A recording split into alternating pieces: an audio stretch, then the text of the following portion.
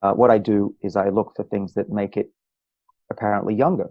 Okay. And so I'm not blindly taking molecules or blindly doing exercises. I'm monitoring myself as part of a very small experiment. But the more modern way of doing it, or at least the next generation of tests, are blood tests that will test your epigenetic age, measuring the DNA methylation chemicals on your DNA that very accurately predict your biological age and when you will die. And that's actually how we know in my lab whether we've made a mouse older or reversed the age of the mouse. Wow, that's cool. So, like the DNA methylation age, is it like what's going to like affect this age? Is it like methylation, or is it just some other biomarkers? Well, methylation is the best epigenetic marker we have right now, though I'm sure there's others that we haven't discovered. But methylation, many people will know, is just a chemical mark on the cytosine, the Cs of the ATCG. And we don't know why they accumulate. We're working on that. And there's a big question in the field. Are these methylations just a clock on the wall that represents biological time? Or if you change the clock, does time change? And most people, I think I'm probably the only exception, most people would say, it's just a clock. Don't worry about it. If you change the clock, you're not going to get younger. You're not going to get older. But we've just put out a paper online on the website bioRxiv, BIORXIV. And if you look at that website and type in my name, you'll find it. It's already been downloaded about 7,000 times. Wow.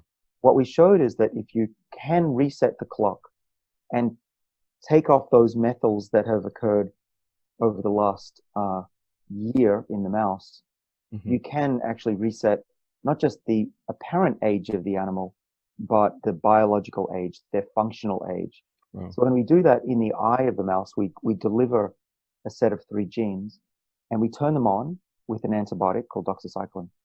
And we don't just see the clock go back, we also see that the mice get their vision back.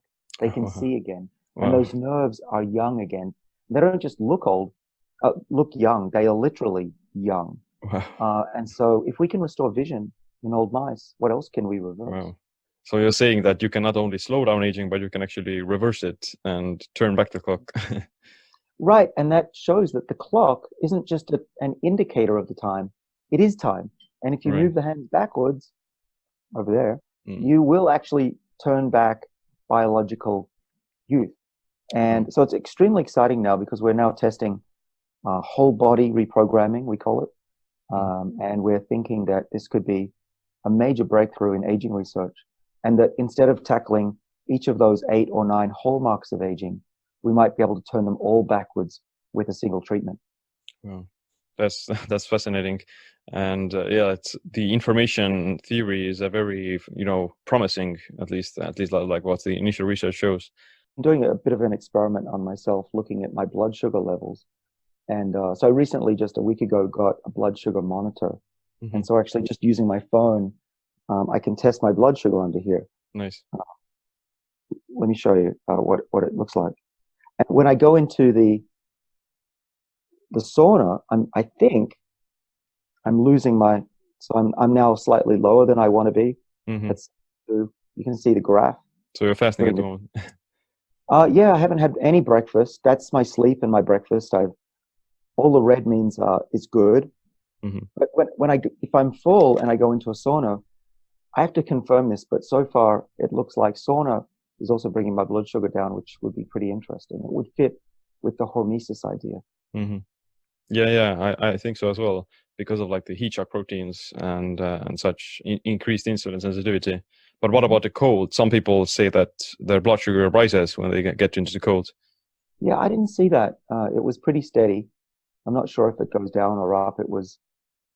I didn't have enough N values to be able to be confirmatory. Right. Over the next few weeks, I'll probably send out on social media some results, preliminary results. Needs more repeating. But yeah, the cold is going to have long-term benefits by boosting the amount of brown fat in the body, which sits up here on the shoulders, and that activates the sirtuin gene number 3. And I think that probably the instant effects aren't going to be as apparent as the long-term ones. Yeah, yeah, for sure. So, like managing your blood sugar and staying insulin sensitive is also very important for anti-aging, right? Yeah, your blood sugar levels is the best blood predictor of longevity, just based on, Mm. looking at thousands of people's longevity.